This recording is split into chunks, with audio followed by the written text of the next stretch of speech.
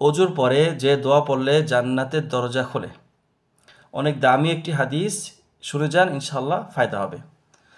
রাসূলুল্লাহ সাল্লাল্লাহু আলাইহি সাল্লাম বলেছেন, সহিহ মুসলিমের হাদিস, কোনো মুসলিম ব্যক্তি যখন সুন্দর করে উজু করবে, উজু করার পরে পড়বে কালিমাতুশ শাহাদা, আশহাদু আল্লা ইলাহা ইল্লাল্লাহ ওয়াহদাহু লা শারীকা লাহ ওয়া আশহাদু আন্না মুহাম্মাদান আবদুহু ওয়া রাসূলুহু।